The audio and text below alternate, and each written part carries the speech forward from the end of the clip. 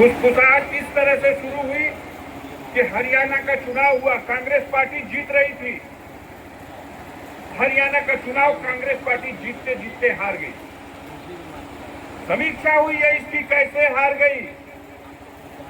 समीक्षा में जो बात छन के आई है, भारतीय जनता पार्टी के चालाक लोगों ने जनता के बीच में इस तरह का संदेश देने में सफलता हासिल कर ली कि अगर हरियाणा में कांग्रेस पार्टी जीतेगी तो ये जाटों का साम्राज्य हो जाएगा और जाट बिरादरी के खिलाफ नफरत परोस करके समाज के सारे लोगों को धोखा दे करके और वहां बाजी पलट गई।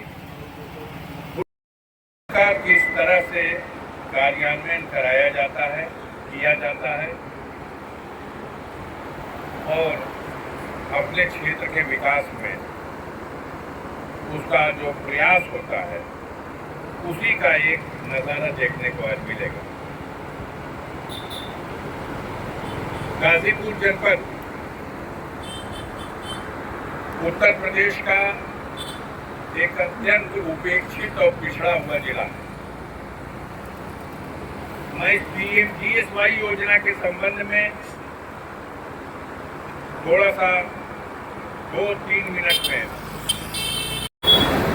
1,25,000 किलोमीटर संपूर्ण भारत में पीएमजीएसवाई योजना के अंतर्गत सड़कों को बनाए जाने का लक्ष्य निर्धारित किया गया।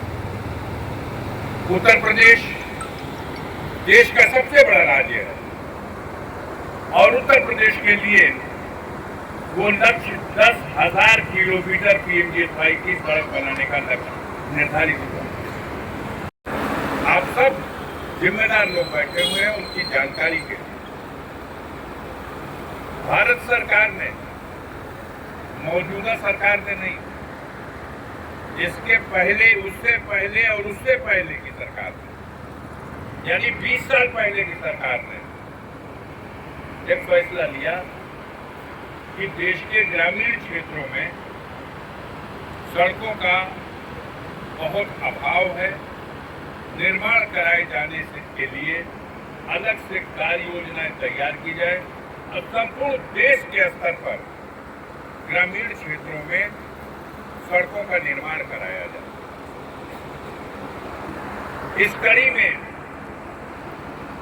अब आज जो पहले जो प्लानिंग कमीशन था वो आज नीति आयोग हो चुका है, नाम बदल दिया गया। उस समय प्लानिंग कमीशन ने इस विषय में तय किया कि ग्रामीण विकास मंत्रालय के माध्यम से पीएमजीएसवाई योजना के और उस पीएमजीएसवाई योजना के तहत ग्रामीण क्षेत्रों में ऐसी सड़कों को चिन्हित किया जाए, क्षेत्र के संसद सदस्यों से प्रस्ताव लिए जाएं और उन सड़कों के निर्माण के लिए फुसफुसाहट इस तरह से शुरू हुई कि हरियाणा का चुनाव हुआ, कांग्रेस पार्टी जीत रही थी।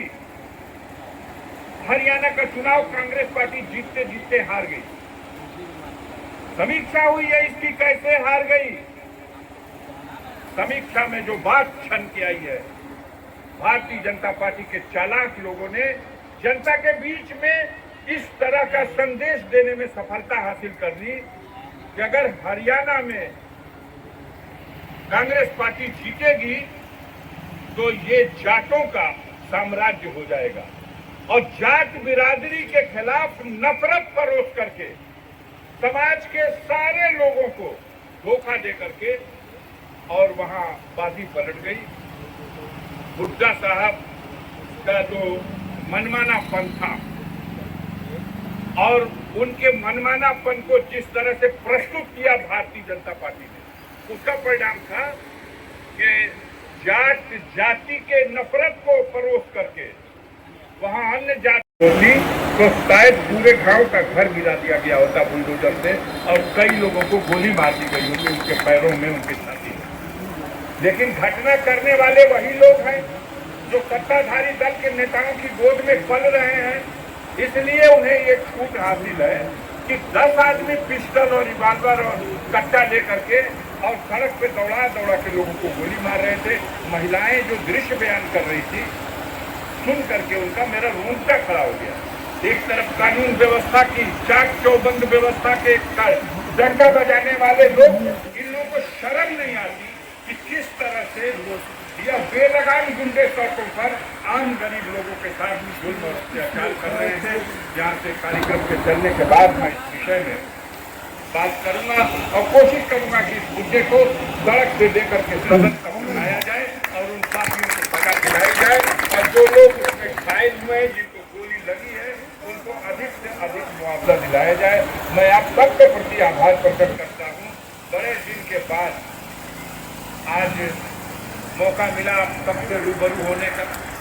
उस मुठभेड़ के दौरान जब चुनाव तो पूरे देश में हो रहा था, लेकिन उत्तर प्रदेश का चुनाव सारा हिंदुस्तान नहीं बल्कि दुनिया देख रही है, क्योंकि देश का सबसे बड़ा प्रांत उत्तर प्रदेश है।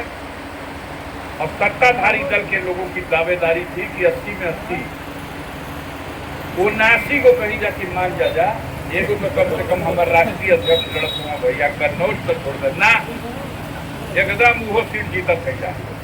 अरे भैया तो कम से कम नेताजी वाला सीटिया मैनपुरी मान जा एगो सीट, वहाँ डिम्पल यादव जी 3 लाख वोट से चुनाव जीती, ना उनके तो 1.5 लाख वोट से हरा हो।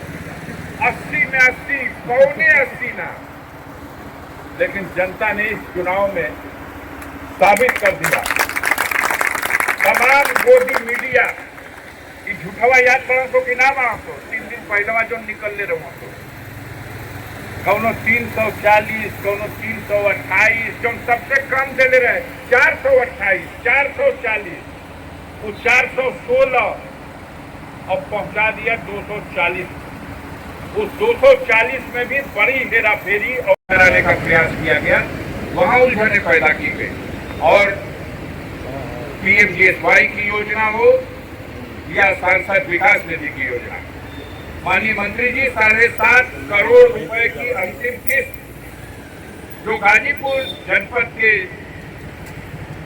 संसद सदस्य के परामर्श से, उसके प्रस्ताव से जनता की जरूरतों के लिए खर्च की जानी थी, ऐसी परिस्थितियां पैदा की गई कि वो बजट गाजीपुर में नहीं आया। ये बहुत बड़ा नुकसान था जनपद के विकास के लिए। 7.5 करोड़ रुपया जो हक बनता था, यहाँ की जनता का हिस्सा बनता था। लेकिन इस बार से अपने राष्ट्रीय अध्यक्ष माननीय अखिलेश यादव जी के उनके सहयोग से मैं आज ये बताना चाहता हूँ कि वो 7.5 करोड़ रुपया जो गाजीपुर का डूब गया था, उसको लड़ाई लड़के माननीय मंत्री जी हमने रिलीज कराने में सफलता हासिल की। फिर आज चुका है वो गाजीपुर के खाते में। बहुत निराशा है लोगों में, बड़ी निराशा है, लेकिन रास्ते थे कानून में, तो उस कानून में रास्ते थे। तो इस समय आपके पास अब वो जो 2 किस्तों में 2.5 करोड़ और 2.5 करोड़ वो खत्म, पूरा का पूरा 1 साल का 5 करोड़ और 7.5 करोड़ बकाया ब्याज सहित ये लाने में सफलता मिली है। और हमने इसीलिए वो पूरा बजट अपने विधानसभा क्षेत्र के कमेटी के जो सदस्य हैं, क्योंकि बोझ तो आपके सर आता है, जवाब आपको देना पड़ता है, सवाल आपके सामने खड़ा किया जाता है। अगर कार्यकर्ता हमारा, अगर नेता हमारा, अगर गांव में रहने वाला साथी हमारा संतुष्ट है, तो उसको संतुष्ट करने के लिए जरूरत है। वो कोई बांग्लादेश में तो लगाने ले नहीं जाएगा हैंडपंप, वो कोई लाइट लगाने के लिए किसी दूसरे क्षेत्र में नहीं जाएगा, वो सब लगेगी गाजीपुर क्षेत्र में। और गाजीपुर क्षेत्र में जहाँ लगेगी वो अफजाल अंसारी के क्षेत्र में लगेगी। वो डायरेक्ट मैंने सिस्टम खत्म कर दिया, टोटल इनके ऊपर छोड़ दिया। और आप सबके सामने कह रहा हूँ, इनसे भी कह रहा हूँ कि बिना परामर्श किए इनसे मत तैयार कीजिएगा। हमने हर विधानसभा क्षेत्र के लिए जो कमेटी, कोई अलग कमेटी नहीं है, जो पार्टी की कमेटी है विधानसभा अध्यक्ष